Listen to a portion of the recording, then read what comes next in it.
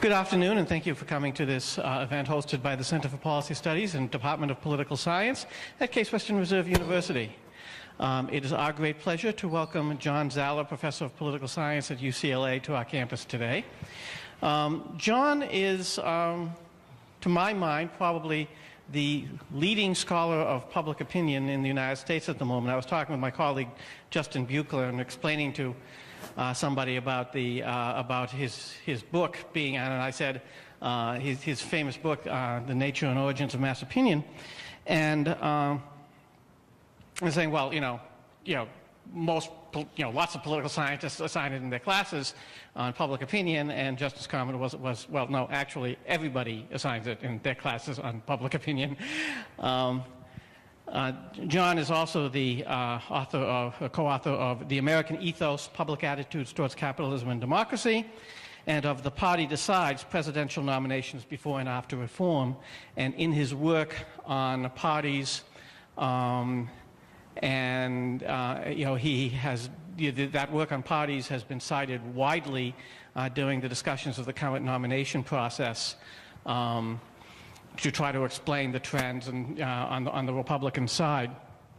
And the talk he's going to give today, to my mind, bridges these two questions, because what he's basically going to talk about is the changing nature or the nature over time that has been not so necessarily understood of American political parties, and in particular the role of ideology in political parties. And I've been looking forward to hearing what he had to say on this topic since he agreed to come and talk, and therefore I am going to shut up and turn it over to Professor John Zaller.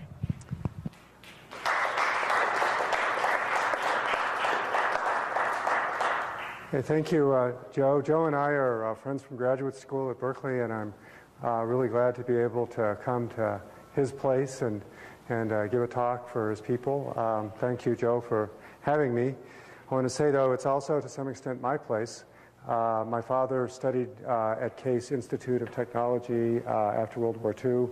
I helped study with a guy who was inventing photoelasticity as a technique for airplane design. And another reason I feel like Cleveland is my place is because my grandparents, when they migrated to the United States, came to Cleveland and set up the Collinwood Bakery about 1910, and I think it ran until sometime in the 1960s. And still another reason why I feel it's my place is because a lot of my relatives are here. Two of them anyway, are here, and maybe the third one will walk in, Zallers, from way back. So thank you. Oh, and I also want to tell you what a great city you have. My aunt gave me a great tour of this place, and it's really an unappreciated gem. You guys are pretty lucky to have this place. My topic today is party and ideology. I normally there's four audiences that you could, I guess, speak to. I usually speak to students, undergraduate students. This morning I spoke for the first time in my life to high school students. That was different, and I had to really think hard to change gears. Another audience is professional professors, professional peers. I spoke yesterday in New York to an audience of professors. And so now I have mostly a lay audience, so I'm going to have to, I hope I get this right. The subject is party and ideology. It's a collaborative project. It's work done. It's not working. I can't get my next slide.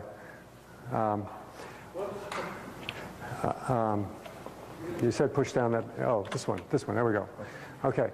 So it's a collaborative project with a bunch of people. The main source of the talk today is the paper Theory of Political Parties by those 6 people. The four in the middle are former UCLA graduate students that are in the places that you see. Kathy Bond and I are still at UCLA. It's also going to draw on a book and a paper in Book in Progress called The Coalition Merchants by Hans Knoll, who's also contributed to the first one. And it's also going to draw a little bit from a paper called Constructing Us, a paper about ideology by Kathy. And then I feel like I have somewhere in there I've made a contribution. I've been talking to these guys. We've been working together on these things, though they have primary credit for some of the stuff. So, but it's mostly, I'd like to say, a collaborative thing. And I better say that there's got to be some original content. And if they would hear about this, I'm sure that they would have some disagreements with me, and those would be my original contributions to the project. So, what we're trying to understand most fundamentally is democracy. Which there's a famous political scientist, E.E. Schatzschneider, who said democracy is unthinkable save for parties. There are really no democracies in the world that don't have political parties doing their partisan bickering thing, but structuring politics for voters. But the question is, what is a party? And there's a standard view in political science, which is that a party is a team of politicians whose aim is to gain office in elections. That is really the only view of parties, I would say, that is in, well, I'm sure there are other views someplace, but that's the standard view, the dominant view. And the 6 of us co-authors are working to develop an alternative view, which we think is a better fit not only to contemporary American parties, but to parties throughout American history, and maybe fit to parties in Europe. So, and in arguing this view, I'll just mention we're trying to change the way political science as a whole thinks about this very fundamental institution of political parties. Democracy is unthinkable, would say, for parties, but what is a party? And we're going to say it is fundamentally something different than the standard view. So our view is that a party is a coalition of interest groups and activists, not a coalition primarily of politicians, that seeks to nominate and elect politicians, that is, choose them, to choose politicians committed to their joint purposes, and that they are the powers in parties and not the politicians. If you believe our view of things, you come out with if you believe the standard view, parties and their politicians are loyal primarily to voters. They just want to gain office. That means they just want to please voters. If you believe our story, their primary loyalty is to the groups that nominated them. So that's the question. What is the loyalty of the politicians? To the people who nominate them or to the people who elect them? And it's a difficult question because they have to keep both groups satisfied. But our claim is that their primary loyalty is to the people who nominate them, to what we call the intense policy demanders that are active in the nomination process. The standard view, so I'll give you the standard view here. Those of you who are political scientists probably recognize Anthony Downs' economic theory of democracy. His argument, which is a stripped down, very spare theory of democracy that has politicians and parties in it. He says that politicians are people who only care about gaining office, don't care at all about policy, and form parties to compete for office. And they compete in left-right space, so on a liberal-conservative continuum. So there'll be one party on the left and one party on the right. But Downs claims that the pressures of political competition lead both parties to move to the center. In fact, all the way to the center, to the point where it's difficult to tell one party from the other. And it's pretty obvious that that hasn't completely happened in American politics. But people still use the Downsian framework as a kind of a standard against which to evaluate parties. And we would argue that that is an inappropriate standard, that a better standard would be a party system in which the primary loyalty of the politicians is to their nominators. Now, I'm going to talk about some of the standard literature on parties. One of them is a book called Setting the Agenda by Gary Cox and Matt McCubbins. And I think that the main thing that I'll say about it is that they claim that the majority party in Congress organizes to control the agenda of the Congress for the sake of creating a brand name that will appeal to the voters and help the majority party politicians to get reelected. So these, in the Cox and McCubbins view, politicians do have views, unlike Anthony Downs' views, but their primary aim is to create this brand name. And in order to do this, they engage in some tactics that many citizens are unaware of. They do them all the way out in the open, but to control the agenda. For example, right now the Republican Party has about 240 members of the House of Representatives against about 190 Democrats. On important legislation, the Republican caucus in the House of Representatives will meet by itself, not in that great room that you've all visited, but they'll meet in their caucus room, and they'll decide among themselves what they would like to do. Then they will charge staff to write legislation. Then they will review that legislation. When they're satisfied with it, they'll bring it to the floor of the House of Representatives for a vote in which no amendments or only amendments that have no chance of passing are allowed. So they will completely dominate the agenda and set the agenda on important legislation. That's a little bit of an overly simplified statement, but that's basically what the Republicans are doing right now, and also basically what the Democrats do when they have majority in the House of Representatives, and which they've had at various points in the past, to control the agenda. They do this, according to Cox and McCubbins, in order to create a brand name that will make the party popular. The party can only pass its own program. Party wants to pass its own program and can't pass its own program if it leaves it open to amendment. But one of the things about the party, each party's program when they're in power, is it's not usually a centrist program. It's a right-wing program when the Republicans are in power and a left-wing program when the Democrats are in power. And by controlling the agenda, by not allowing amendments or restricting amendments, they can prevent somebody from the other party from amending the party program to a centrist position. So by controlling the agenda, disallowing amendments, they're able to keep each party is able to keep its agenda far from the center of public opinion, where most voters are in the center. So this is a very significant thing that the parties do, and according to Cox and McCubbins, they do it just to keep up a good brand name so they can get reelected. There's another book called Why Parties, and I think I will just leave it with the signature statement: the major political party is the creature of the politicians and the ambitious office seekers and office holders. So that's just a strong statement that the party apparatus, the party institutions, including the legislative institutions that I just described, are the creature of the politicians, who are ambitious office seekers and mostly just trying to get elected. So those are, I think, especially the Aldrich book, are the leading theoretical statements in political science today about what parties are. Aldrich does say that ideological activists in the parties pressure the politicians to adopt extreme positions, but he goes on, the politicians are the actual leaders of the parties, and as actual leaders, their main aim is to appeal to the voters and get reelected. So, let's see here. So I want to make some critical comments about the standard view. Critical is not always negative. The first one is positive. These parties can be truly said to be good for democracy. Politicians are organizing, just trying to do what the voters want so that they can get themselves reelected. Parties are good for democracy, these parties.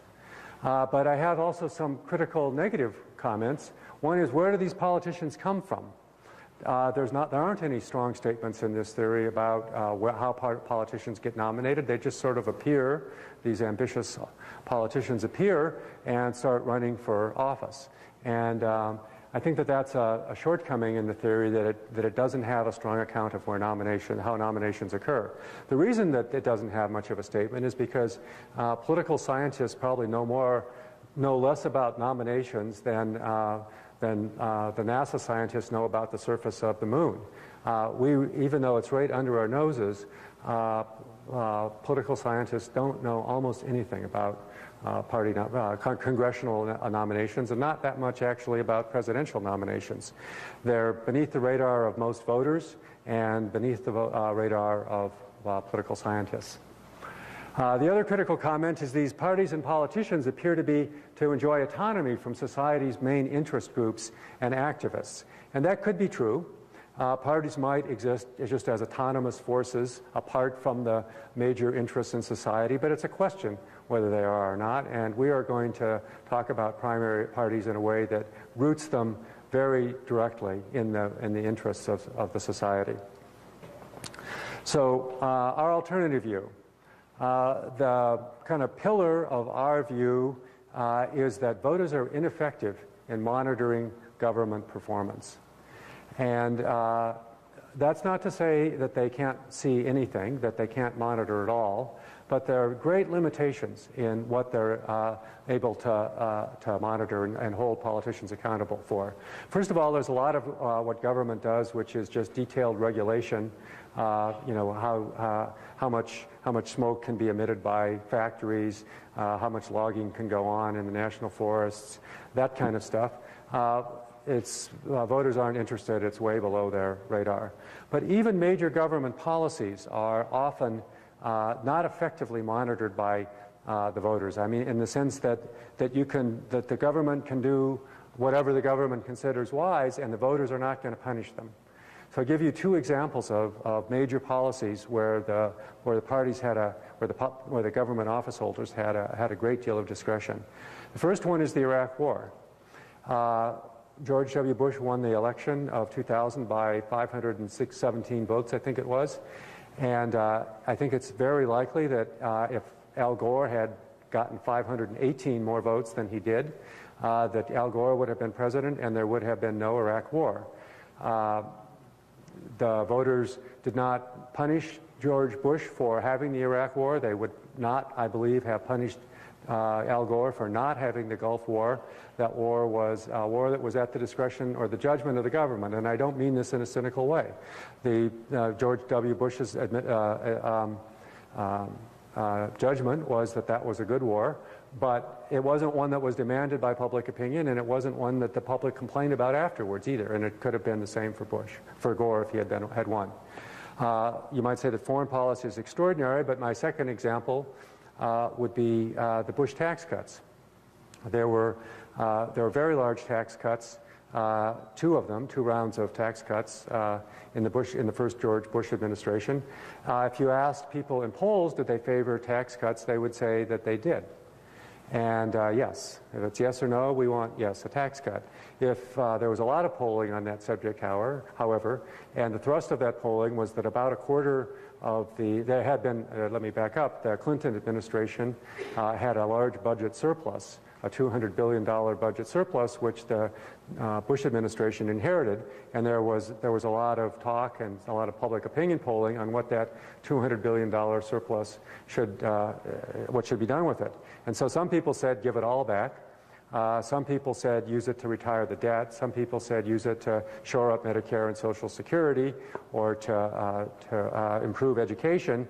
Only about a quarter of them wanted all of the money to be given back in the form of a tax cut. And in the presidential election debates, Gore and Bush debated that, and Bush at that time was promising to give back only about a third of it. What he gave back was not only the tax cut, he gave back not only all of the surplus, but about twice the surplus, much larger than most voters wanted, than almost any voters wanted. And the response of the voters was, thank you. There was the people were not following the debates closely enough to keep track of all of those zeros in the billions and trillions and tens of trillions of dollars, and so that was at the discretion of the government. The Republicans who were running the government, it was their judgment that that tax cut would be good for the country and just, and although it wasn't something that the voters asked for, it wasn't something that they punished either. It was at the discretion of the government. Another thing that creates a large amount of discretion for the government is the influence of the economy on the vote. You're all aware that an incumbent president is more likely to be reelected if the economy is strong. So that's a problem for Obama right now. There's a good chance that he won't be reelected unless the economy improves. And that explains about 50% of variation in presidential election outcomes, the economy. The economy independent of any policy. So politicians can do, office holders can do whatever they judge best And there's a good chance that a good economy is going to get them reelected, whether the voters, even if the voters disliked it, or that a bad economy will get them thrown out of office, even if the voters did like it.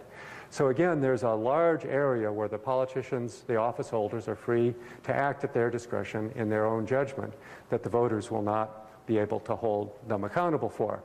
As we argue, there's a large blind spot in the voters' vision of politics. Which is not to say, and I want to emphasize this, which is not to say that the voters will allow anything whatsoever. We recently had three examples I've got here, of policies where parties didn't do what they wanted to do, politicians didn't do what they wanted to do because they thought the voters were watching. So the most recent one was President Obama proposed to, as part of his health care program, to require Catholic hospitals to dispense birth control and contraception supplies.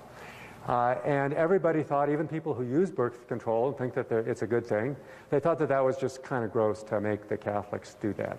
And just, you know, let people get their birth control somewhere else, many people thought. And the Obama administration almost immediately backed down. That was something the public could understand.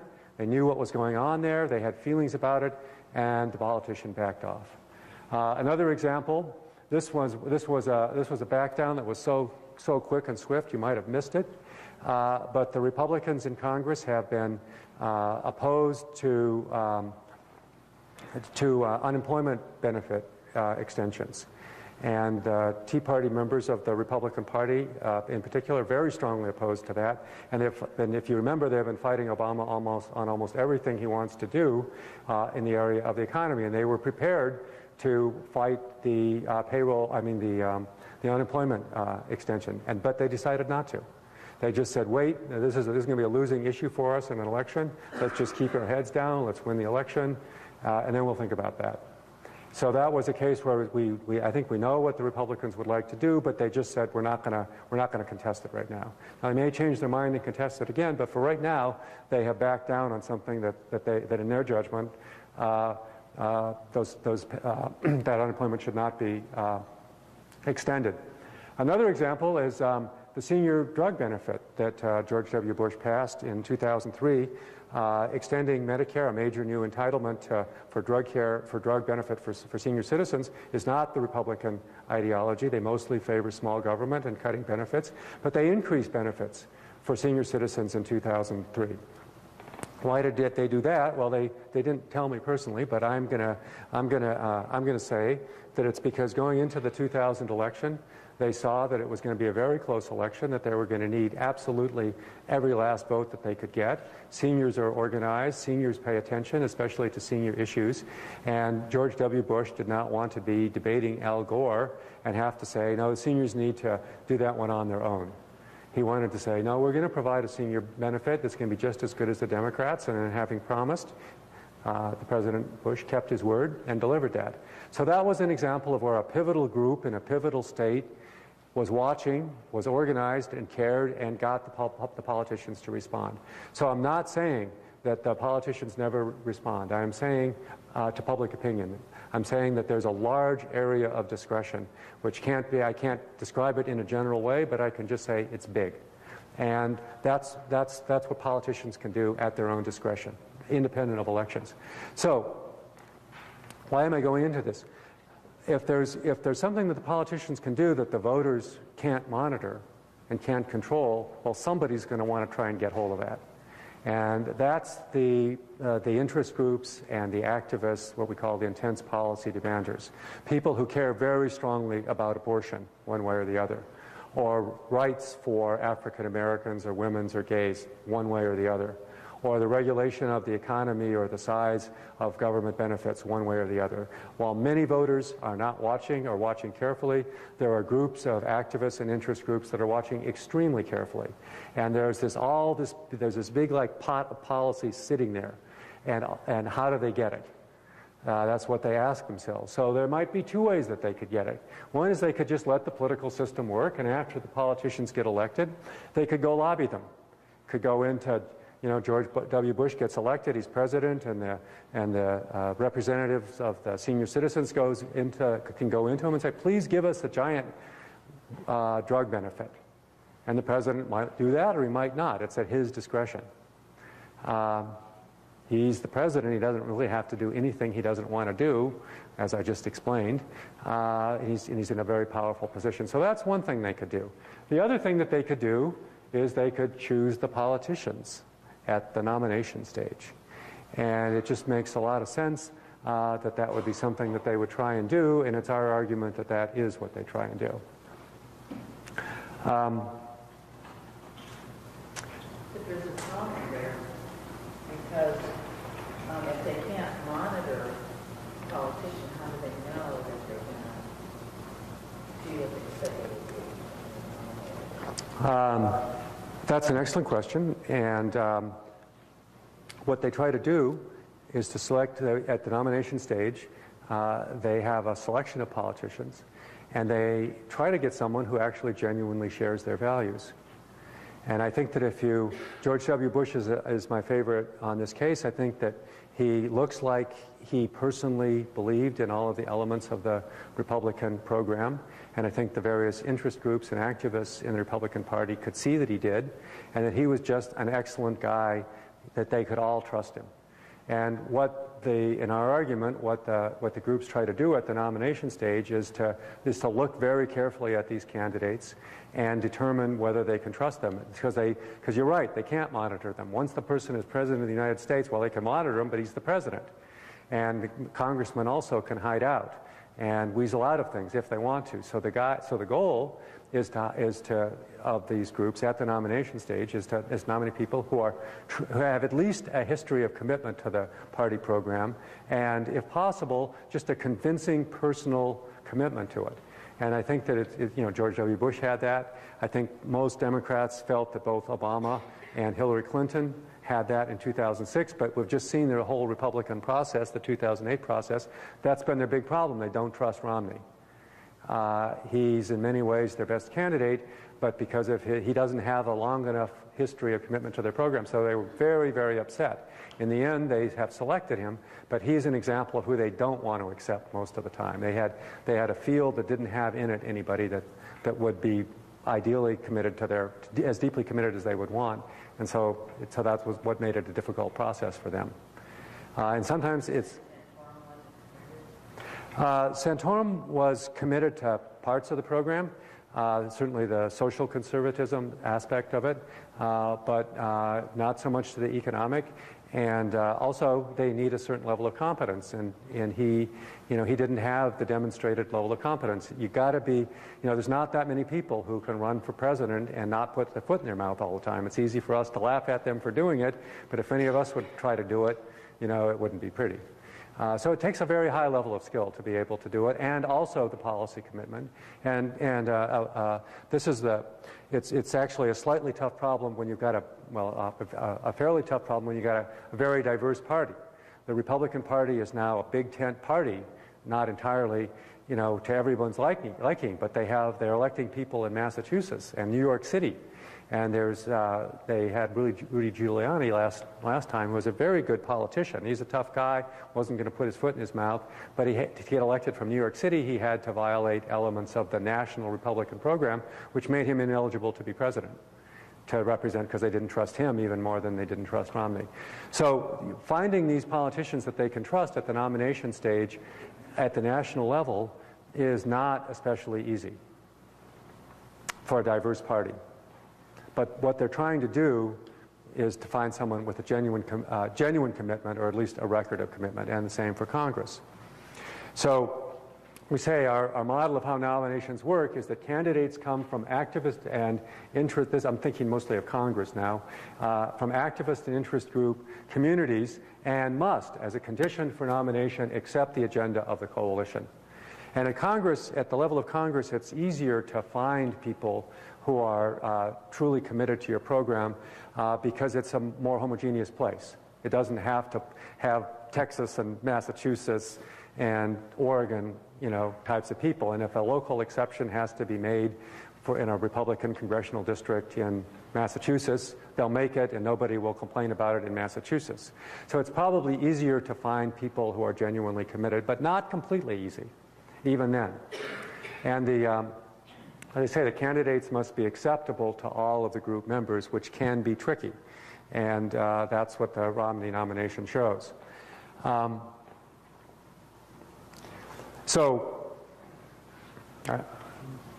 the interest groups want to get control at that stage. An important element of this, which I thought I wrote onto my slides, but it doesn't seem to be there. I hope I didn't bring up the wrong set of slides. An important element is there's a lot of interest groups and only one candidate can be nominated. So what these groups have to do is they have to form coalitions.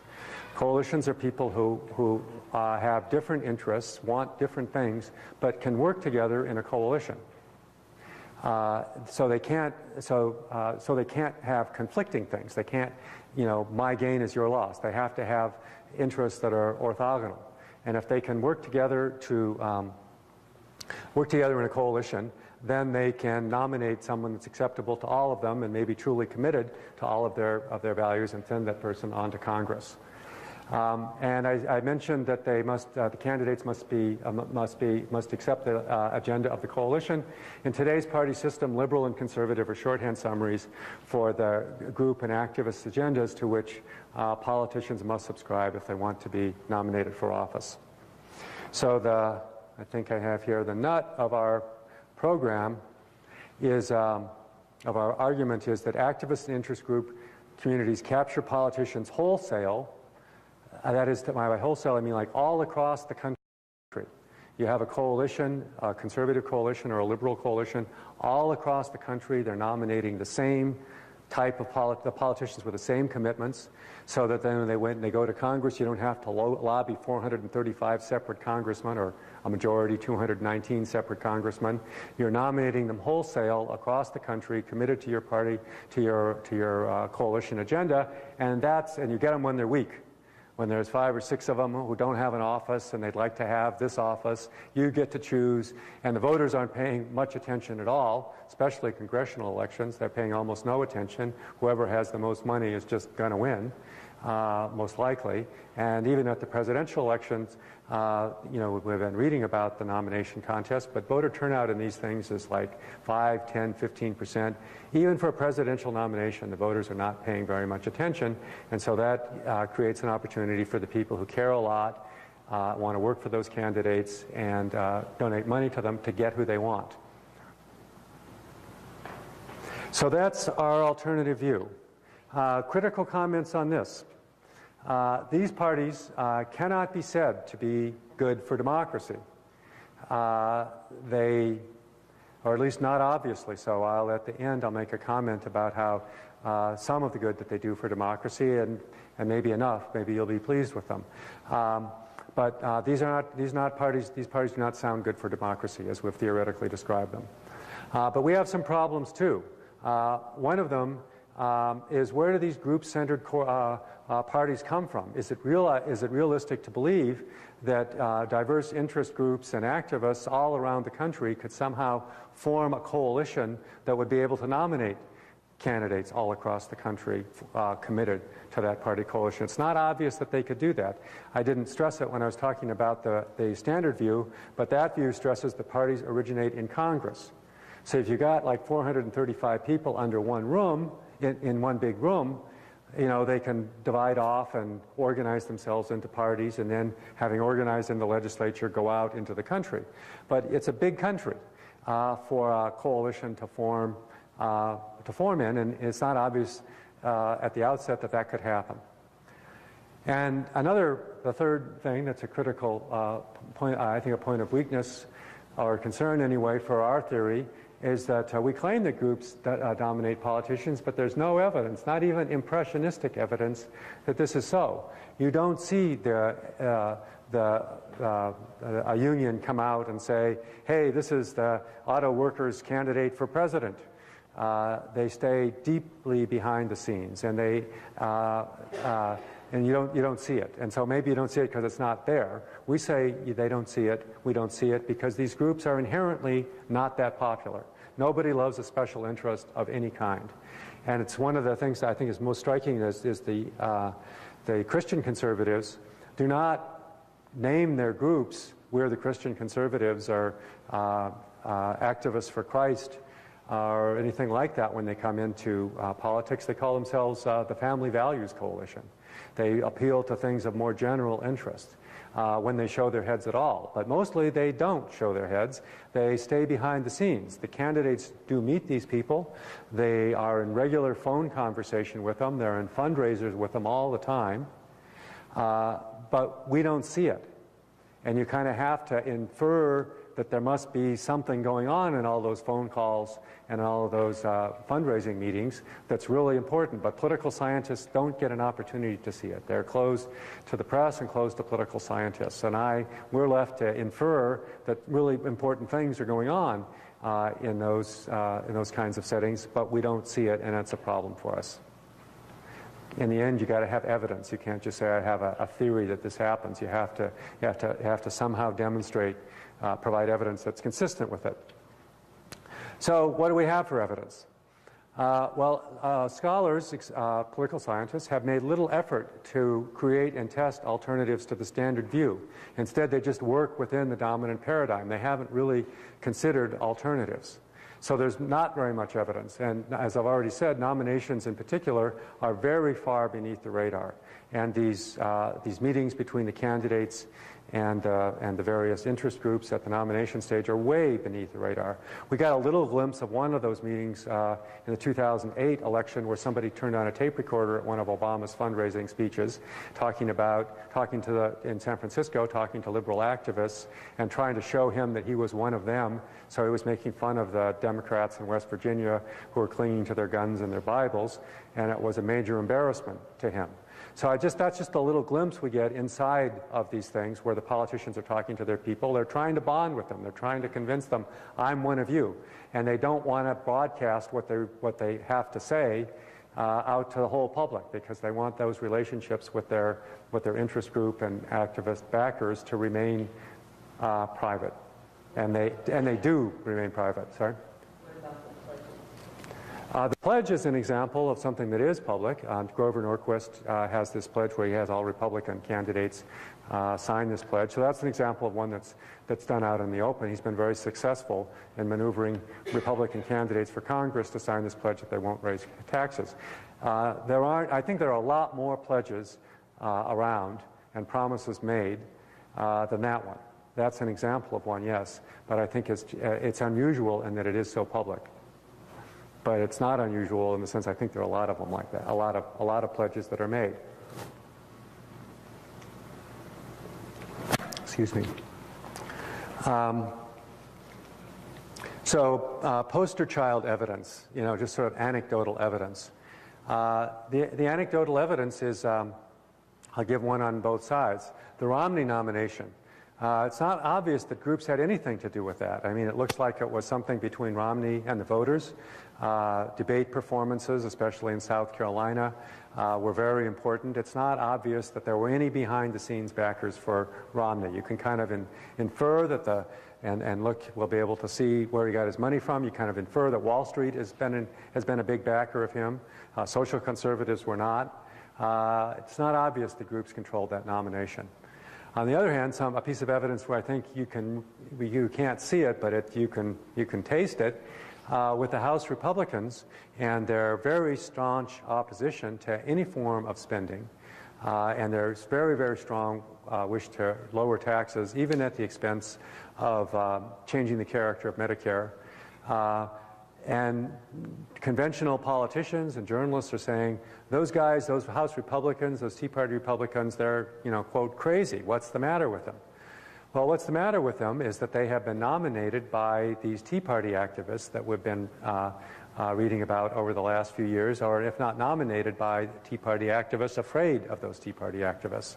Because even incumbents can be beaten in primaries easily, well, fairly easily, fairly easily, if some organized group comes after them.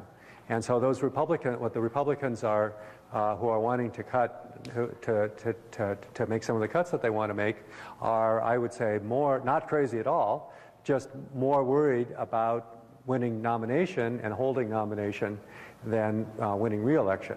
As you probably know, probably a majority of congressional districts, maybe even 2/3, are safe.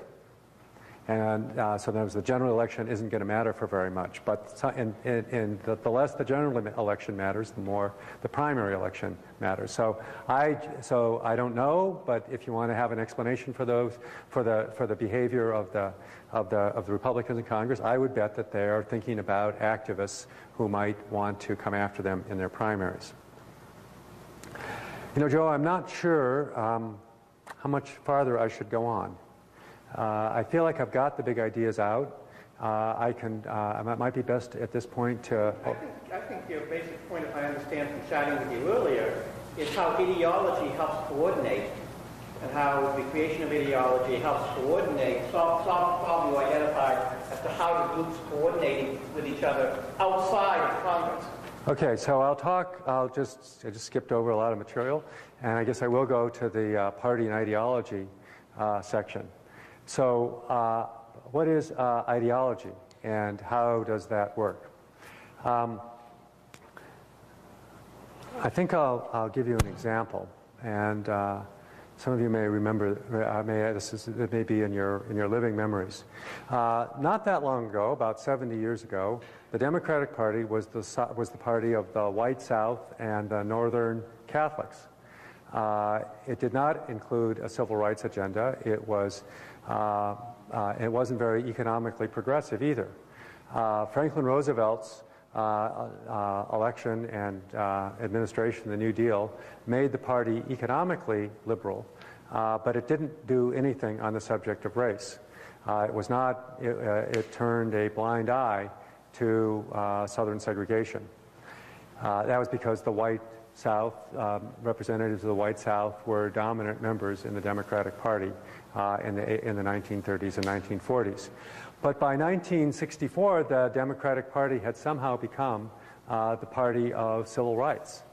That was a tremendously large, a huge transformation of American politics. How did the party of the white South become the party of civil rights over a period of about 30 years? Well, a number of people have studied this. And I'll just describe some of the research and then summarize it in terms of the themes of my talk. So one is this, one of our co-authors, Hans Knoll, has written a paper called The Coalition Merchants. And he argues that political intellectuals and pundits create ideological coalitions by their writings. So people like Paul Krugman and David Brooks and people who write in the New Republic and the National Standard, and those kinds of people write about politics in a way that makes certain ideas go together. So the people who were, and he is studying in particular the period, actually Hans studied what you might call pundit speak from 1850 to 1990. And he, at 20-year intervals, he would read essentially all the pundit speak that he could find. And he would look and say, what issues are going together? What are the coalitions that seem to be implicitly present in the pundit dialogue? And so as of 1910, there were a group of people who were economically progressive and another group who were economically conservative, but they had nothing to say about race. When he looks in 1930, he finds that the people who are economically progressive in places like the New Republic and the Nation were also racially liberal for the first time. So race had somehow been, well, not somehow, they just had been brought into the pundit liberal coalition. And so people who would be reading then, so the liberals of their day, who would be reading the New Republic and the Nation, for economic stuff would be suddenly getting a bunch of racial liberalism. And his argument is that that created a new liberal ideology, a group of activists who were committed not only to economic liberalism, but what we would today call civil rights liberalism. It wasn't called civil rights liberalism at that time because it wasn't, liberalism had nothing to do with it. But by bringing it into the pundit coalition, he argues, it created modern liberalism as an ideology, or began to create it. But a couple of other things that were going on. Another student from UCLA, Chris Baylor, he's on the job market. You can hire him here at Case if you want to next year, is looking at another dimension of it. His argument is first to the party. He looks at the activities of the interest groups themselves. So he's looking at in particular unions and African Americans in the 1930s. Up until the Wagner Act in 1935, which legalized union activity and made it illegal for employers to fire workers when they struck, up until the Wagner Act, blacks and unions had been enemies. The unions would not allow whites into the unions, and then the blacks were the strikebreakers for the white unions. So those guys didn't like each other. With the passage of the Wagner Act, blacks were kind of getting into trouble. They weren't going to be strikebreakers anymore because it wasn't going to be allowed by the Wagner Act. And so they had a reason to want to make peace with the unions. And the unions were the CIO in particular, which was led by pretty much socialists at that time, had the idea that they wanted to make the New Deal permanent. They wanted an industrial policy in the federal government that would stimulate the economy when the economy was weak and provide a full employment economy, kind of on the lines of Sweden. And they wanted the Democratic Party to stand for that, but they knew that with the white South and the Democratic Party, they didn't have a chance. So they were looking to bring more bodies, more voters into the Democratic Party, and they saw if we make friends with the blacks and they'll support our agenda and we'll support their agenda, we can take over the Democratic Party from the white South. And the two groups got together, they talked to each other, they began supporting each other's programs. They came into the Democratic Party, and a key event, some of you people here I'm sure remember this, was the 1948 Democratic Convention, where the unions in particular spearheaded a civil rights plank, a liberal civil rights plank, which caused the white South to bolt the Democratic Party. And so Strom Thurmond formed the Dixiecrat Party, and their purpose was to show the Democratic Party that they couldn't win without the South. But Truman did win, and so they wound up making the opposite point, which was that the party could win without the South. From that time on, the South was kind of began migrating to the right. But a particular part of this that I think this is an interesting story. From 1948 on, it was clear to any ambitious politician in the Democratic Party that if he wanted to become president, he had to be liberal on race. No, 1948 showed that you could not soft pedal race anymore. And Lyndon Johnson from Texas was nothing if not an ambitious politician, and he changed his spots and became an active exponent of civil rights. And in 1957 passed the Civil Rights Act, and he got his white Southern senator friends to go along on the argument that Lyndon Johnson told his white Southern senator friends, you have to let me have a Civil Rights Act so the Democratic Party will nominate me for president, because if they don't nominate me, they're going to nominate Hubert. That's Hubert H. Humphrey, racial liberal from Minnesota. And there's two biographies of Johnson that make this point very clear. Yes, the white Southerners agreed, we gotta nominate Lyndon and not Hubert for president. Kennedy got that nomination, but Johnson was his vice president. And the motive was, at the heart of our theory, he wanted to be nominated. He knew who you had to please to be nominated, and once those people made clear that they were going to be racial liberals, then all other candidates had to be racial liberals. And so that's our argument for how that changed. During this period of the 1950s, and again, I know that some in my audience will remember this, there was a time when liberals said that they weren't very good Democrats, they were liberals, because there was a difference between liberalism and the Democratic Party in the 1950s and the 1940s. And then eventually the white South got booted out or left the Democratic Party by the 1960s. They were leaving it, and so then liberalism became the liberal ideologues or the liberal activists took over the Democratic Party on behalf of their new ideology. And that's our general argument about party and ideology, that an ideology is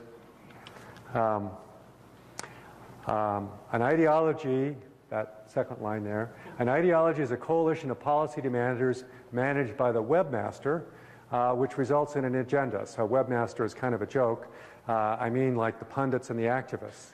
So an ideology is a coalition of policy demanders, blacks, unions, rights, other people who want their certain things out of the government, a coalition managed by pundits and activists, and it results in an agenda. So liberalism is an agenda managed by anybody in a national conversation, which could include groups and pundits. So the ideology is created in a national coalition outside the halls of Congress, outside the halls of government. I said, how does a coalition form outside of the halls of government? A big national coalition starts talking to each other and a consensus forms, driven maybe by the activist groups, as Chris Baylor said, or maybe by the pundits, as Hans Knoll says in Coalition Merchants, or maybe by both. A new ideological group forms out in the public, and then if you're an ideology and you've got an agenda, what are you going to want to do? You're going to want to take over a party. And that's what liberalism managed to do, was to take over the party and remake the Democratic Party in its image. And there are a number of other cases in American politics where groups have or have tried to do this. Most recently, the Tea Party.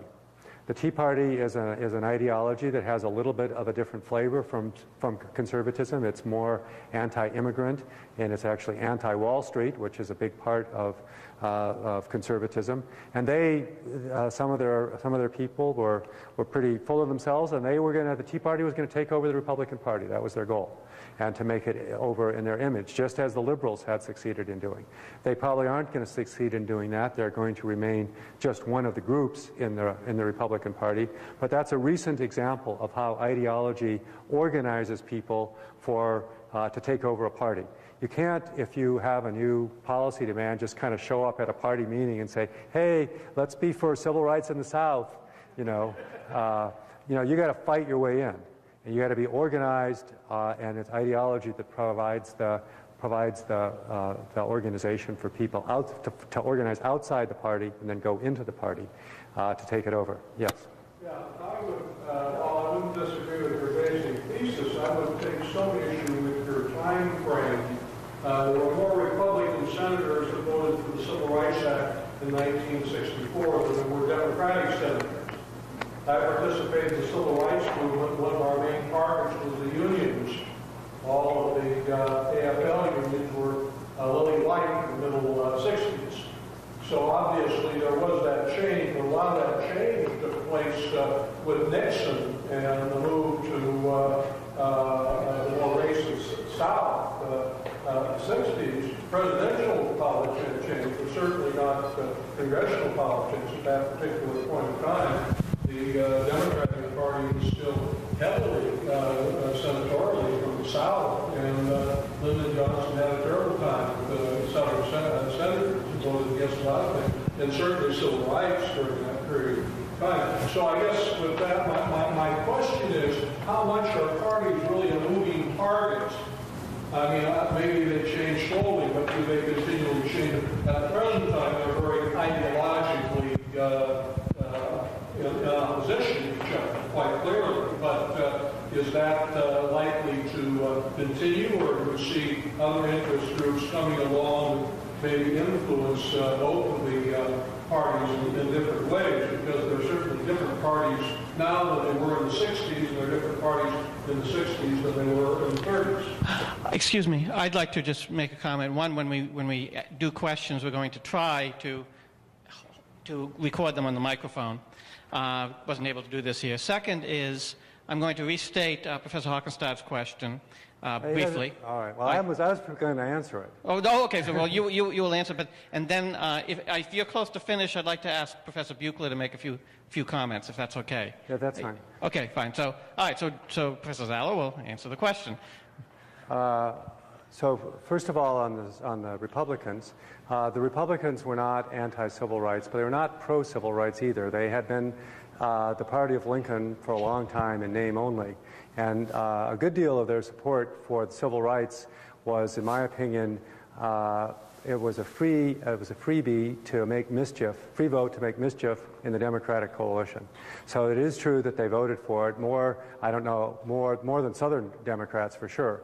As far as the dynamics between the unions and the civil rights groups, the AFL was the more conservative union, but the CIO was the leader here, and it was also in a fight.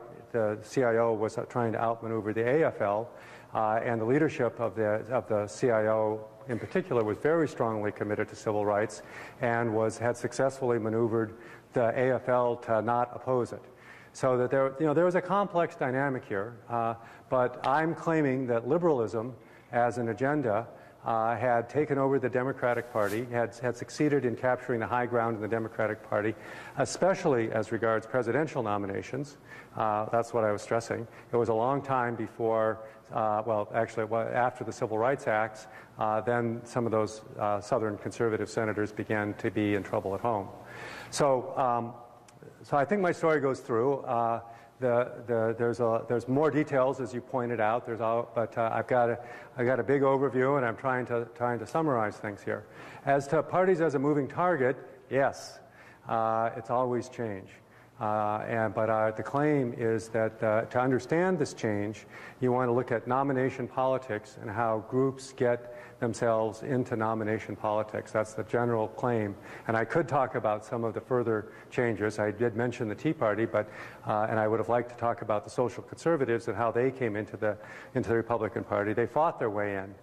And I can tell stories about that at the stage of nominations. So I'm going to finish. I just want to summarize I'd say a little bit more about that slide, and then I have that. What do we think about the normative properties, and then I'll be done, and that shouldn't be too much longer. So again, an ideology is a coalition of policy demanders managed by a large national conversation, and those ideological coalitions can be quite powerful. What's the organization? It's just a bunch of people committed to the same ideas and angry about it. And that can be a tremendous force, and it's kind of interesting that it can form just out in the society. A party then, and I've tried to state the party definition in a parallel way. A party is a coalition of policy demanders managed by politicians, not a national conversation, which results in the nomination and election of office holders committed to the coalition agenda. And so the activists and the interest groups are creating the ideology, and then the ideology takes over the party. So these are two very closely related concepts. Normative properties. So I said I actually should have gone back and changed my slide where I said this view of parties cannot be reconciled in a way with democracy. It can be, actually. The nature of politics is that there are a lot of people who want things strongly, and they don't necessarily want the same things. One person is for abortion but doesn't care about regulation. Somebody cares about regulation of business but not abortion. Somebody cares about guns or Western lands but not about the other two things. The nature of politics, I would say, this is following E.E. Schatzschneider, the nature of politics is a lot of unorganized demands.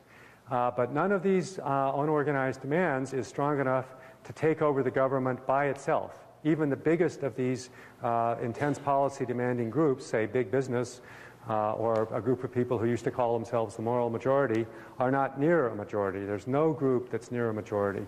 So they have to form coalitions. And the people who tend to be active in forming these coalitions are what I call the intense policy demanders, the people who are just for some reason strongly committed to one or another of these elements. And how do the coalitions form? The coalitions, the people gather in coalitions together, not because they want the same things, but just because they don't step on each other's toes. The pro-life people, they want abortion banned. They don't have strong feelings about government. About the role of government in business. And the business people have their strong feelings. So they don't step on each other's toes. As an example of people who did step on each other's toes, when the CIO in the 1930s and 40s got this idea of an industrial policy for the country on managing the economy in a full employment economy and so forth, they saw the White South as not a very suitable coalition partner. And when African Americans started coming into the Northern Democratic Party, they really did not like being in the party, in the same party with the White South, and the White South didn't like them either, because they had demands that just were directly opposed. So that was not a coalition that was going to survive. It was going to fly apart, and so the White South left. Were effectively outmaneuvered, starting in 1948. So what are the normative properties of this coalition? Well, in a country where we all have different demands, while we all like to be able to set the agenda, like I am pro-life, but I am anti-Iraq war, and I do believe in global warming, but we'd all like to write the ticket for the government, but there's only two parties, and so these different demands that people have got to be organized in some way, and the parties' coalitions are the form of that organization, and some of the people who are active in politics are quite conscious that, okay, I am in this coalition because I believe in this, and those other people are just kind of irritating, but I need them to be part of a majority so that I can get control of the government, so that I can have my piece of the government as part of a coalition. And people, after they've been in a coalition for a while, start to take the attitude that the enemy of my friend is my enemy too, and they begin to be partisan about it, and all of the people who are fighting side by side begin to hate all of the people on the other side, and so you get people taking up each other's positions, even if it wasn't the thing that they originally cared about the most. So in our view, so if that happens, it's really hard for me to. I know you're going to ask questions, and I'm going to say, but I got to end. So I'll just. So that's not such a bad thing. I mean, we can't have the ideal thing where there's a natural organization to things. I don't think there is a natural organization to things. The way these things are organized changes across time. They have to be socially constructed. And then people can vote for the coalition that is the strongest on the thing that they care most about. And then when the politicians elected from that coalition get into office, they will fight for those things, and they will do those things whether most voters want them or not. So you'll have the Democratic coalition fighting for civil rights for African Americans when it's not completely clear that all Americans want that, but the Democratic Party wants that, and it's the majority right now. Or the Republicans are going to cut taxes. They believe very strongly in that. It's not clear that all Americans want that, but that's what they want, and they won the election, and so they're going to do that. And it's not ideal that happens, but these are the people who pay the price of organizing the coalitions, and the return that they get on that is that this discretion of the government they get to use on behalf of their intense policy demands.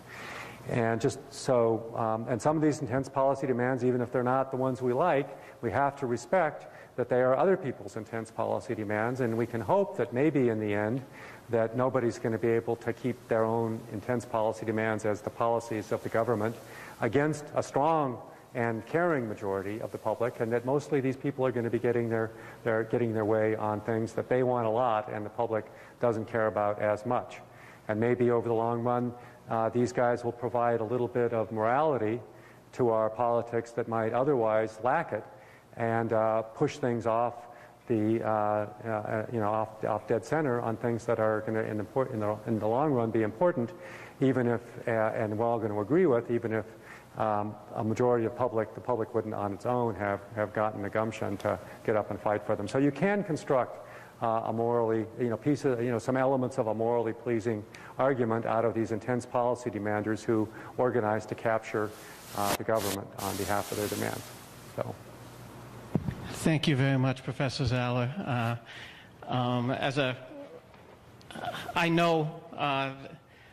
I knew that there would be a lot in this talk that was original and really striking for those of us who studied the political process. I know people have questions, but I thought it would be really interesting to give Professor Justin Buechler a first shot at commenting. And one of the reasons for this is that he also is a remarkably original scholar, and who thinks very hard about how the election process really works. He recently published a groundbreaking book called Hiring and Firing Public Officials, sort of rethinking, you know, compared to the regular literature, exactly what's actually going on in elections. And he also, you know, ultimately in the line of work that Anthony Downs began with in political science, has looked at this question, is looking right now at the question of what is the linkage between notions of the sort of political dynamic within the legislature and the political dynamic within the elections. I just want to make one comment about how original what we just heard was. Ideology is always talked about as ideas, not as people. Right? We don't talk about an ideology as a coalition. We talk about ideology as thoughts. And to talk about it as a coalition of people is really a neat twist for thinking about how the politics works. So that's my comment. That's what you'll get from me. Professor Bucher. Thank you. I'm actually just going to follow up quickly on something Joe just said. The idea that ideology is socially constructed, I think, is actually very important and sort of missed but easily accepted within the literature on ideology based on a relatively simple observation, which is that there are lots of different ideologies, sets of ideas that we could construct. And a fundamental question is, why do we observe the sets that we observe when there are so many other sets that could be observed? And one answer, I think an important answer, is that they're socially constructed. I actually came from a conference last week in which I had the benefit of listening to Hans Knoll give the paper to which John kept referring in his presentation. I'm actually already in this mindset. But I want to talk about a couple of ideas just very quickly. I want to leave time for questions because I'd rather listen to John speak than listen to myself speak. The basic observation that I want to bring up, which I think is important and absolutely critical for the arguments that John is proposing here, is an observation that people frequently miss. So we talk about politicians as though they are purely electorally motivated and they will take whatever positions are politically convenient at the time. And actually, most of the research on what politicians do suggests that that isn't the case. So there's an important finding, or at least an empirical finding that I consider very important, that I think is important for this argument, which is what happens when members of Congress and other elected officials decide to retire? Does their behavior in office change? The answer is no, not very much. If that's the case, that suggests that most of what they're doing throughout their term in office is pretty much sincere. Now, what that also means is if you want to influence policy by pressuring people in office, you're going to have a very difficult time doing that. So it's important to come up with a model that explains partisanship in a way that does not rely on elected officials being pressured, and that's exactly what this model does. So what the model that we've just seen does is it says that party activists manage to control the policymaking process and the party itself, not by pressuring people, but by controlling the nomination process. They get their way by making sure that the people who get the nominations are the people who are already true believers, who are in fact themselves activists. That way you don't have to pressure them to do anything they don't want to do, because what they want to do is what the activists want to do, because they're activists. This is an important finding that's missed by a lot of the literature on parties and on Congress in general. But this does bring up a couple of questions. One, which is absolutely central, which John hinted at a bunch of times, which I think is really important, is that we still don't really have a good handle on the mechanism of control of the nomination process. This is something that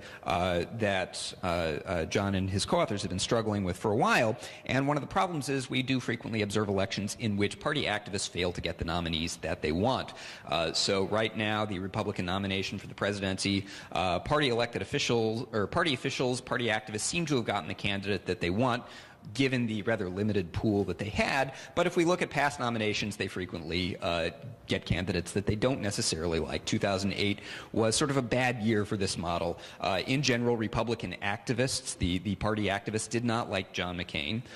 So the fact that John McCain got the nomination is a challenge to this type of model. So we don't really have a handle on this process.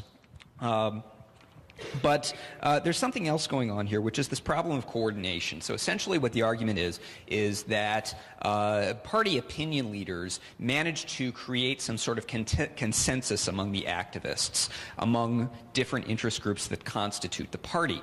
Well, the problem is, how do you get that consensus? Because there are lots of times when opinion leaders will try to create some sort of consensus within a party. Sometimes it works, sometimes it doesn't. To see an example of it working very quickly, think about healthcare, think about the individual mandate. So the individual mandate used to be the kind of thing that a lot of conservative activists would like. It sort of came out of the Heritage Foundation. Maybe Joe wants to talk about this. But this used to be the kind of thing that Republican activists were really unified around. And then something happened and they all sort of turned on a dime. Somebody said, hey, you know what, maybe we should argue that this is actually unconstitutional. And the entire party apparatus turns on a dime.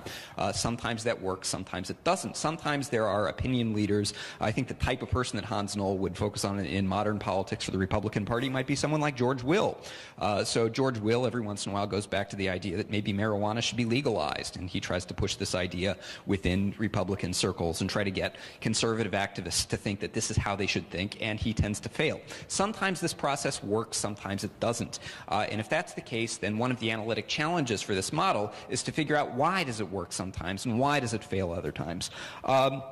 However, I do think there is something to this. However, I don't think it's necessarily the case that sort of opinion leaders within the party manage to do this, but there is something to the internal dialogue within a party, and there is something, I think, to the insularity of dialogue within a party. So if we look at polarization among elected officials, one of the other important empirical points that people generally miss is that the period of depolarization following World War II is the historical anomaly. If we look at the broad history of Congress, it is usually polarized. Elected officials are normally polarized. So if we look at the post-World War II period as an anomaly, then we have to figure out what was different about that period and what is the same now as it was in other times in history. And I think there is something to the insularity of political dialogue. So if we look at what parties used to do, they used to do things like run their own newspapers. The idea of an independent newspaper that was not a part of a political party in the 1800s, it wouldn't have made any sense. They were party creations. All political dialogue was internal to the party, so it makes perfect sense that the parties would be unified. We have something more like that now. In fact, when did this start? Well, you could argue that this started particularly for the Republican Party in the 1970s when we started getting the think tanks popping up all over the place, creating an internal dialogue that became more unified. There is something to the internal dialogue within a party that is not necessarily driven by specific opinion leaders, but I do think this is an important piece of what's going on. And the other important point that I want to remind everyone again about is the point that I started this with, which is that most politicians behave sincerely. So what is going on with these internal dialogues is they are affecting what the politicians themselves think. And I agree substantively with most of the argument here. I'm not entirely sold on the mechanism of controlling the nominations, but again, as John said, they don't really have a handle on that, and I think this is the big challenge for the model. But since we don't really understand the nomination process anyway, for whatever reason, I don't know. Thank you very much, Justin. And now we'll move to some questions. This gentleman first. Well, nothing was said about the media, and when I think about one of the things that our speaker spoke about, how the public is blind to a lot of different issues, seems to me there's a big media war going on. One side of the media is saying things that they think should be the issues that everybody focuses on, the other side picking a different set of issues because they want to get they have their bias. And so it seems to me that the media has to come into this equation now more than ever before, because it didn't used to be, you know, right in front of everybody 24 hours a day with arguments for and against many issues, which are vying to become the key issue for why you should or shouldn't elect a particular person. I'm sorry, I have to disagree on that one. It's just my opinion, but I think that the media are overrated as a force in American politics. I don't think that they're in a market. They're more, I think, responsive to public opinion more often than they lead them because they are in a market. My personal biography, professional biography, I should say, I started with studying public opinion, and I decided, based partly on the size of this blind spot that I was describing, that to understand what was happening in American politics, didn't want to have a primary focus on public opinion. Again, public opinion does create constraints on the public, and probably it's very difficult to tell what those constraints are, because the things that the public really doesn't want, the politicians don't do. And so there might be a whole lot of influence that's invisible that way. But I don't think that's a media phenomenon. For the part of what happens that the public isn't putting firm boundaries on, after I wrote my first book on Nature and Origins of Mass Opinion, which is my best known book, I wrote a book on media politics. And I got to the end of that book, and I started writing, and it was a very successful book. If you Google it, you'll see it has hundreds or maybe thousands of hits. It was never published. And that reason for that was I came to the end of it, and I was trying to say how I thought the media mattered, and I just couldn't find any way that it mattered, that I was convinced that it really mattered. I'm not saying that, again, that it never matters for anything, but it just didn't seem to be the driving force. And at that time, that was the late 90s, what the main literature on presidential nominations was saying was that media momentum drove nominations. And you may remember hearing that, it was kind of in the media for a while, that media momentum drove nominations. And so I looked at the list of recent nominees, Bob Dole and George W. Bush and Al Gore. It just didn't seem like these guys were like media-driven politicians, or Michael Dukakis. Or even Bill Clinton was more nearly destroyed by the media than made by the media, because he had his problems with his past right in the middle of the Republican primary of the primary process. So it didn't look to me like they were driving it, and it looked to me like the inside party players were winning. And so I began thinking about that, and these four people who are then graduate students at UCLA, and I began working on this parties project, and we did something on presidential nominations, and we made a general argument about the role of parties, of groups in politics. And I should say David Carroll was, I haven't mentioned his name, it was on one of the slides, but he was the one who first said it's the groups. And we tried a lot of different things, and he said, no, it's the groups. And so that's where that idea came from, and we've been building that into things. And we haven't got it all figured out. I think David still doesn't believe in ideology, and Hans thinks that the pundits are more important than the rest of us do. So that's a good collaboration where we're arguing with one another. But the media, I think we just. I'm not saying it counts for nothing, and they're out there. They can sometimes be influential for things, but the people who can capture the politicians, I think that's to me right now, I'm thinking that's the linchpin. And then those politicians, people who are committed to the party program and maneuver in a pretty fluid political system on behalf of the elements of the party program, and with the voters able to monitor them sometimes, but not always. That, to me, is the dynamics. And the media sometimes are important. I could give a talk on it, but I wouldn't make them the first force.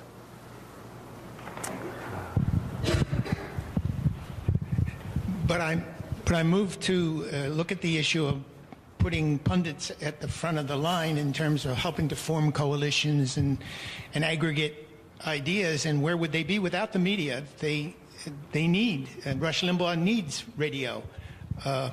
George Will needs his column, and so forth. So I can't reject media so completely as you do. Well, I don't really reject it. I just don't see it. I see what you can't see, and I'm really consumed by it. These conversations between the candidates and their supporters. I can't see them, but in my mind, I think that's really important. One way where the media is important, but I think not as a fundamental driver of politics, is that you have Rush Limbaugh and Fox News and MSNBC to some extent. They are getting better at getting that message out there, that ideological message out there. So the voters are more polarized on the ideological message, somewhat more polarized on the ideological message than they have been, than they were in the 1950s when we didn't have such compelling presentations of the party positions.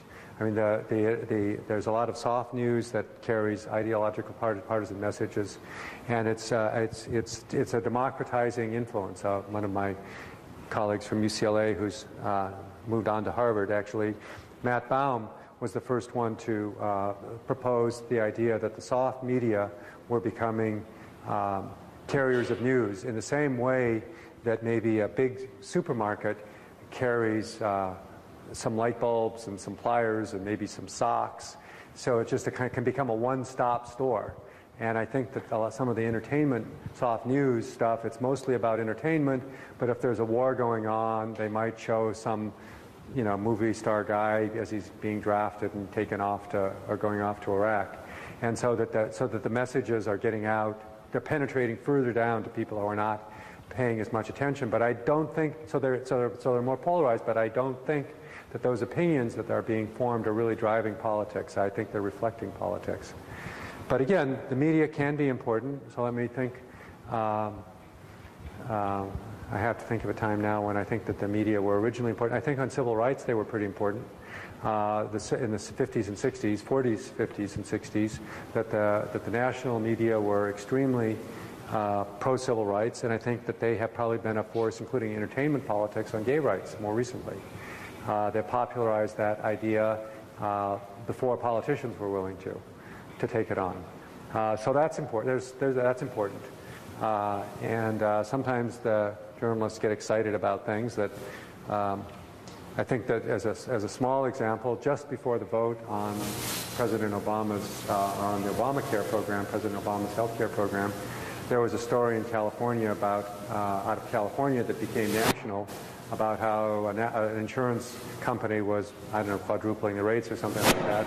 But just on the eve of the vote, there was a very bad piece of news, and the journalists played it up a lot because it had relevance to the vote, and it might have actually had a little bit of influence right there. But a much bigger factor was that Ted Kennedy died and was replaced by a Republican, and so that the Democrats didn't have 60 votes anymore. I mean, having 60 votes in the Senate was what it was about, much more than how the media were covering it, is my sense. I was surprised that you didn't mention money very much in your talk. And it seems to me that, especially in the Republican primaries, we saw the influence of money and the effect of the negative campaigning and the fact that the front runner changed so much because everybody ganged up against the front runner with a bunch of negative advertising, and it seemed to work, unfortunately. Well, money, I think, is a more important force than the media, and in the post-Citizens United era, it might become more important than it has been. However, money is not really separate from activists and ideology. I see it as part of the same thing. And I think that boots on the ground, activist politics, and just people's conversations with one another reflecting ideology are probably a more important force. One of my favorite candidates is Rudy Giuliani, who was, in 2008, the media politics guy. He had grabbed the megaphone at the time of 9/11. He was the poll front runner. He was the money front runner through most of 2008. And he was going to compete in Iowa in the Iowa caucuses, and he couldn't get anybody to work for him. And in Iowa, that's a big problem. And he just withdrew from Iowa. Here's another guy, like I said, Romney. He's from New York. He was a very good politician, but he, charismatic, able to organize a campaign, be forceful, not put his foot in his mouth. He was a very good politician, very effective politician, but he had a bunch of baggage from being the mayor of New York. And so he went to Iowa, and nobody would work for him. And so he just withdrew. He says, okay, I'm going to go fight it out in New Hampshire, which is closer to what I care about, to where I live. And it's not so much, it's an election, not a caucus. And I'll make my stand there. And he couldn't get anyone to work for him there. He had lots of money, but nobody would work for him. And he wound up making his stand in Florida, several elections later, because nobody in the Republican Party would work for him. He could hire some people and buy some ads, but it wasn't a message that was going to sell in the critical early primary states. Iowa is strong for social conservatives, and New Hampshire is strong for economic conservatives, and the activists in those states would not work for the man because despite his money, despite his poll, and he was a national poll leader. Did I say that? If people say who you want for president, people don't know too much. Giuliani was the most famous guy. When it came down to these fairly low turnout, activist and dominated events, and where ideology and ideological purity is important, money couldn't buy him the election. A lot of people. The history of presidential nominations is littered with fat cats who spent their own money and couldn't get anywhere. The first big one was John Connally in 1980, and then Steve Forbes spent a lot of his money twice and got nowhere. Money's important, but I don't think it's it's definitely important, but I don't think it's the main driver. If you want to read a really, really interesting article on money, Ezra Klein in the New York Review of Books, just Google that, and he had a review of some books on money and politics. What his thesis was that money buys little pieces of policy. It buys a regulation that you want. It doesn't buy things that are fought out in the open. That's his thesis, and I think it's a good one. But money is always important, but it's not the only thing, and it's not independent of these other forces. Can you say a little then about this recent Republican nomination process? It is commonly said that Romney had the money to essentially rubbish his opponents, and that his advantage in money helped him greatly.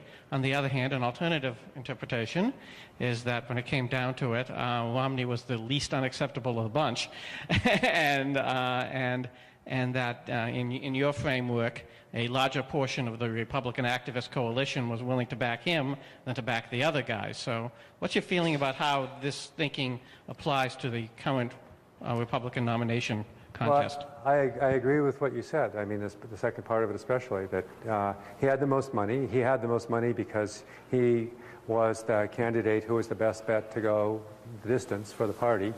And then the money it helped him out. It helped him out in a lot of critical primaries, his ability to outspend the other candidates. But Santorum could have beat him in Wisconsin and Illinois. I guess Wisconsin was kind of late, but Illinois and Michigan. So his money was important there. So, but it was important because he was the best candidate in the long run. It was important on the margin because he was the insider choice, and there was no other candidate who was strong enough to attract enough money. And some people, some super post-United super PAC guys were giving money to Gingrich and Santorum, and they just lost their money. And that typically happens. That is, I would say, is the main story when somebody either has a lot of money or donates a lot of money to somebody who's not the consensus candidate. They get a little bit for their money, but mostly they lose their money. One other follow-up. It seems to me presidential nominations are very different from congressional nominations. They have so many stages. Momentum may be overstated, but it's just a very much more complicated situation. And it would seem to me that during the 2012 campaign, there were a series of state contests. You mentioned Michigan, Illinois, Ohio for sure, where you can imagine with a better campaign, it's not really a matter of money, that Rick Santorum would have won those states. And so I guess the question is there in presidential nominations, not congressional nominations, a certain amount of randomness factor here. I mean, yes, the coalitions, you can say Romney had more support from the various interest groups in the Republican coalition, maybe, but 3 points here, 2 points here, 3 points there, and Santorum has a bunch of big wins in the Midwestern states, and maybe it looks different, or maybe not. I guess that's my question. Yes, randomness is a big factor.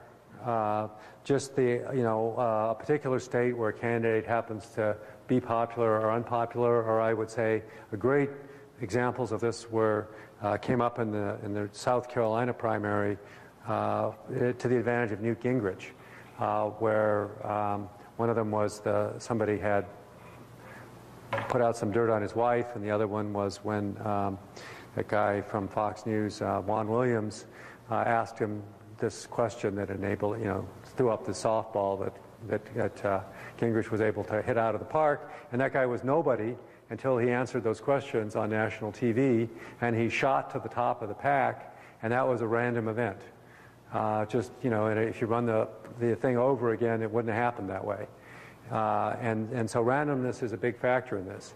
And that, though, is why we argue that parties forming a united front behind these guys and making sure they have organization and money and staff to deal smartly and effectively with the things that come up is so important, because the guy who's supposed to win, who's the best person, fundamentally, could get blown away by a random event. You could set off a chain of momentum and have Jimmy Carter be your nominee. And our argument, in fact, in the book was that Jimmy Carter was an example of a guy who won sort of by random factors because the other candidates weren't organized to respond effectively to the random events that favored him. So randomness is big, and the party's organized to keep that factor down. You might say, well, if Romney is the best candidate, why do they have to do anything? He's just going to win. And the answer is because even the best candidate might not win without making a full and effective effort. So randomness is a real big deal, and sometimes randomness is going to get the upper hand. On that happy note about American politics, randomness getting the upper hand, I might call it a happy note because it may beat some of the alternatives. I would like to thank you all for coming. I'd like to thank Professor Buechler for his comments, and I'd especially like to thank Professor John Zaller for giving this extremely interesting talk today.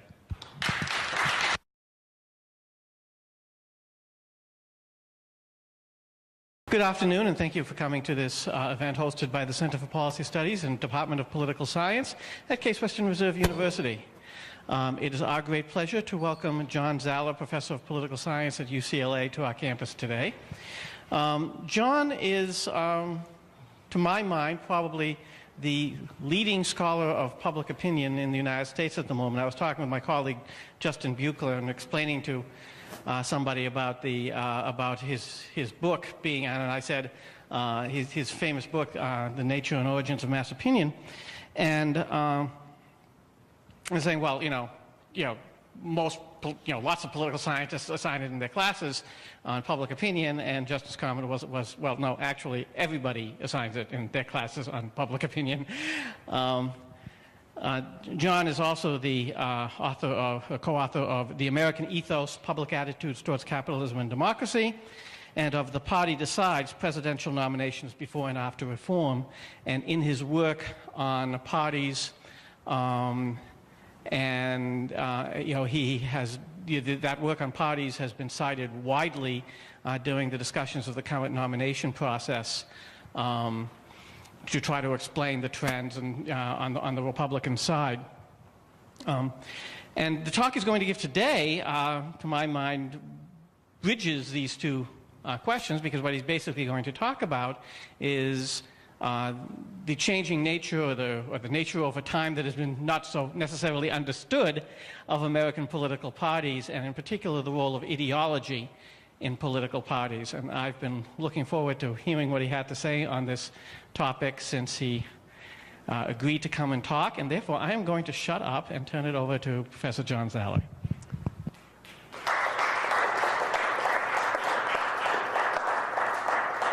Hey, thank you, Joe. Joe and I are friends from graduate school at Berkeley, and I'm Really glad to be able to come to his place and give a talk for his people. Thank you, Joe, for having me.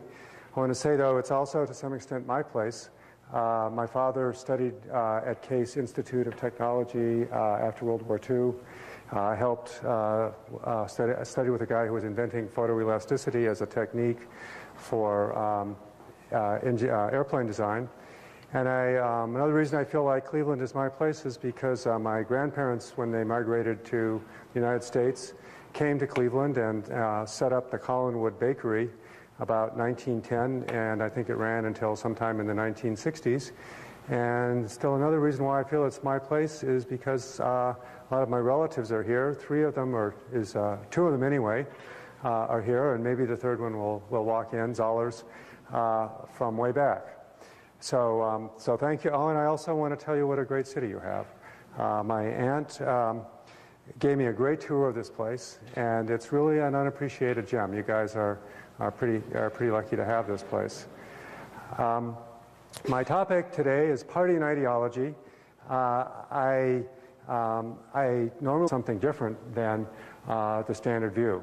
So our view is that a party is a coalition of interest groups and activists, not a coalition primarily of politicians, that seeks to nominate and elect politicians, that is, choose them, to choose politicians committed to their joint purposes, and that they are the powers in parties and not the politicians. If you believe our view of things, you come out with if you believe the standard view, parties and their politicians are loyal primarily to voters. They just want to gain office. That means they just want to please voters. If you believe our story, their primary loyalty is to the groups that nominated them. So that's the question. What is the loyalty of the politicians? To the people who nominate them or to the people who elect them? And it's a difficult question because they have to keep both groups satisfied. But our claim is that their primary loyalty is to the people who nominate them, to what we call the intense policy demanders that are active in the nomination process. The standard view, so I'll give you the standard view here. Those of you who are political scientists probably recognize Anthony Downs' economic theory of democracy. His argument, which is a stripped down, very spare theory of democracy that has politicians and parties in it. He says that politicians are people who only care about gaining office, don't care at all about policy, and form parties to compete for office. And they compete in left-right space, so on a liberal-conservative continuum, so there'll be one party on the left and one party on the right. But Downs claims that the pressures of political competition lead both parties to move to the center. In fact, all the way to the center, to the point where it's difficult to tell one party from the other. And it's pretty obvious that that hasn't completely happened in American politics, but people still use the Downsian framework as a kind of a standard against which to evaluate parties. And we would argue that that is an inappropriate standard, that a better standard would be a party system in which the primary loyalty of the politicians is to their nominators. Now, I'm going to talk about some of the standard literature on parties. One of them is a book called Setting the Agenda by Gary Cox and Matt McCubbins. And I think that the main thing that I'll say about it is that they claim that the majority party in Congress organizes to control the agenda of the Congress for the sake of creating a brand name that will appeal to the voters and help the majority party politicians to get reelected.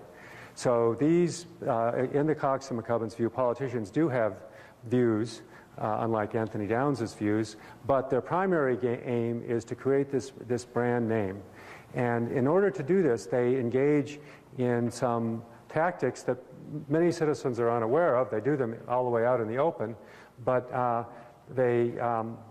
to control the agenda. For example, there's four audiences that you could, I guess, speak to. I usually speak to students, undergraduate students. This morning I spoke for the first time in my life to high school students. That was different, and I had to really think hard to change gears. Another audience is professional professors, professional peers. I spoke yesterday in New York to an audience of professors. And so now I have a mostly a lay audience, so I'm going to have to, I hope I get this right. The subject is party and ideology. It's a collaborative project. It's work done. It's not working.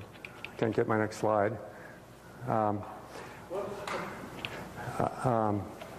You said push down that. Oh, this one. There we go. Okay. So it's a collaborative project with a bunch of people. The main source of the talk today is the paper Theory of Political Parties by those 6 people. The 4 in the middle are former UCLA graduate students that are in the places that you see. Kathy Bond and I are still at UCLA. It's also going to draw on a book and a paper in Book in Progress called The Coalition Merchants by Hans Knoll, who's also contributed to the first one. And it's also going to draw a little bit from a paper called Constructing Us, a paper about ideology by Kathy. And then I feel like I have somewhere in there I've made a contribution. I've been talking to these guys. We've been working together on these things, so they have primary credit for some of the stuff. So, but it's mostly, I'd like to say, a collaborative thing. And I better say that there's got to be some original content. And if they would hear about this, I'm sure that they would have some disagreements with me, and those would be my original contributions to the project. So, what we're trying to understand most fundamentally is democracy. Which there's a famous political scientist, E.E. Schatzschneider, who said democracy is unthinkable save for parties. There are really no democracies in the world that don't have political parties doing their partisan bickering thing, but structuring politics for voters. But the question is, what is a party? And there's a standard view in political science, which is that a party is a team of politicians whose aim is to gain office in elections. That is really the only view of parties, I would say, that is in, well, I'm sure there are other views someplace, but that's the standard view, the dominant view. And the 6 of us co-authors are working to develop an alternative view, which we think is a better fit not only to contemporary American parties, but to parties throughout American history, and maybe fit to parties in Europe. So, and in arguing this view, I'll just mention we're trying to change the way political science as a whole thinks about this very fundamental institution of political parties. Democracy is unthinkable, would say, for parties, but what is a party? And we're going to say it is fundamentally. So right now, the Republican Party has about 240 members of the House of Representatives against about 190 Democrats. On important legislation, the Republican caucus in the House of Representatives will meet by itself, not in that great room that you've all visited, but they'll meet in their caucus room, and they'll decide among themselves what they would like to do. Then they will charge staff to write legislation. Then they will review that legislation. When they're satisfied with it, they'll bring it to the floor of the House of Representatives for a vote in which no amendments or only amendments that have no chance of passing are allowed. So they will completely dominate the agenda and set the agenda on important legislation. That's a little bit of an overly simplified statement, but that's basically what the Republicans are doing right now, and also basically what the Democrats do when they have majority in the House of Representatives, and which they've had at various points in the past, to control the agenda. They do this, according to Cox and McCubbins, in order to create a brand name that will make the party popular. The party can only pass its own program. Party wants to pass its own program and can't pass its own program if it leaves it open to amendment. But one of the things about the party, each party's program when they're in power, is it's not usually a centrist program. It's a right-wing program when the Republicans are in power and a left-wing program when the Democrats are in power. And by controlling the agenda, by not allowing amendments or restricting amendments, they can prevent somebody from the other party from amending the party program to a centrist position. So by controlling the agenda, disallowing amendments, they're able to keep each party is able to keep its agenda far from the center of public opinion, where most voters are in the center. So this is a very significant thing that the parties do, and according to Cox and McCubbins, they do it just to keep up a good brand name so they can get reelected. There's another book called Why Parties, and I think I will just leave it with the signature statement: the major political party is the creature of the politicians and the ambitious office seekers and office holders. So that's just a strong statement that the party apparatus, the party institutions, including the legislative institutions that I just described, are the creature of the politicians, who are ambitious office seekers and mostly just trying to get elected. So those are, I think, especially the Aldrich book, are the leading theoretical statements in political science today about what parties are. Aldrich does say that ideological activists in the parties pressure the politicians to adopt extreme positions, but he goes on, the politicians are the actual leaders of the parties, and as actual leaders, their main aim is to appeal to the voters and get reelected. So, let's see here. So I want to make some critical comments about the standard view. Critical is not always negative. The first one is positive. These parties can be truly said to be good for democracy. Politicians are organizing, just trying to do what the voters want so that they can get themselves reelected. Parties are good for democracy, these parties. But I have also some critical negative comments. One is, where do these politicians come from? There aren't any strong statements in this theory about how politicians get nominated. They just sort of appear, these ambitious politicians appear and start running for office. And I think that that's a shortcoming in the theory, that it doesn't have a strong account of how nominations occur. The reason that it doesn't have much of a statement is because political scientists probably know less about nominations than the NASA scientists know about the surface of the moon. Even though it's right under our noses, political scientists don't know almost anything about congressional nominations, and not that much actually about presidential nominations. They're beneath the radar of most voters and beneath the radar of political scientists. The other critical comment is these parties and politicians appear to enjoy autonomy from society's main interest groups and activists. And that could be true.